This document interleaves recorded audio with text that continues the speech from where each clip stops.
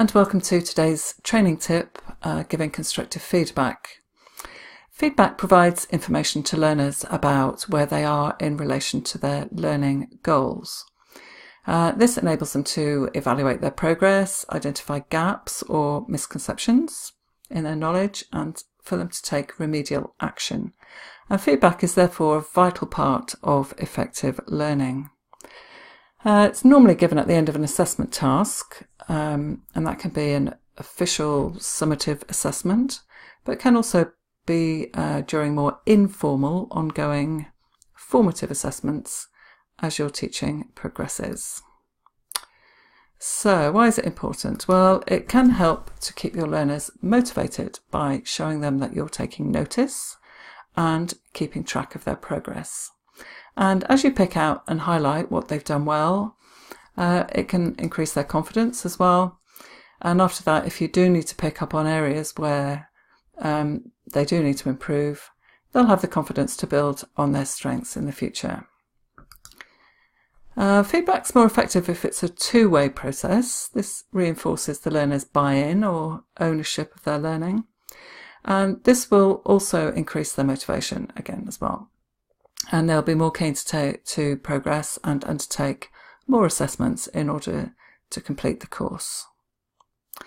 It also gives you the chance to check their understanding if it's a two-way process. You need to make sure that your feedback is accessible and informative, and that the learners understand the points that you're making.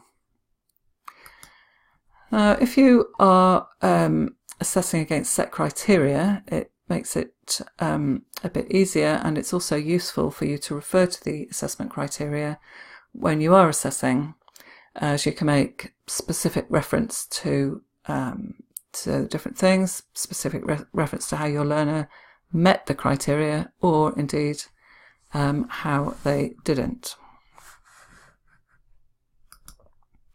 And by involving them in that way, you can agree the next stage of the process together.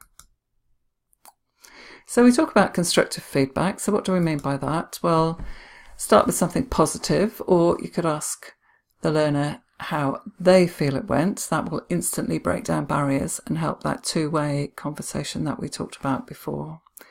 And then they'll be more open to any areas where they do need to improve. You need to be specific. This is much more valuable to them than you saying something like, "Oh yeah, that was great, well done," or "Well, I feel you could have done a bit better." It is useful if you have some sort of checklist, as I said before, with a criteria, as that will highlight any gaps as well as confirming what's been achieved. You also need to offer alternatives. So if there are any areas where your learners need to improve, don't just pick them out. Tell them clearly, or better still, ask for their ideas of how they can improve on them in the future. Refer to behaviour and not personality. This is a really tricky one. And sometimes you do need to think hard about how to phrase something. So rather than saying to someone perhaps in a customer-facing role that they look miserable, it might be better to rephrase it to, "If you smiled more," and then go on to say what it is you wanted to say after that. And then it's good practice too to end with something positive, even if it's just repeating what you said at the start to confirm all the good stuff.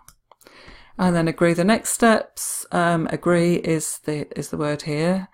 If your learner's engaging with the assessment and with your feedback, you can agree things together, like further training or practice, another assessment, perhaps moving on to the next stage of learning, or confirming that they have actually completed successfully. Oh, sorry, I did the wrong thing there. Okay, so in a future training tip, I'll be talking about the different ways in which we can give feedback practically to our learners, and when's the appropriate time to use different methods. And in another tip, we'll cover the concept of feeding forward as well as feeding back. So I'll see you then. Bye for now.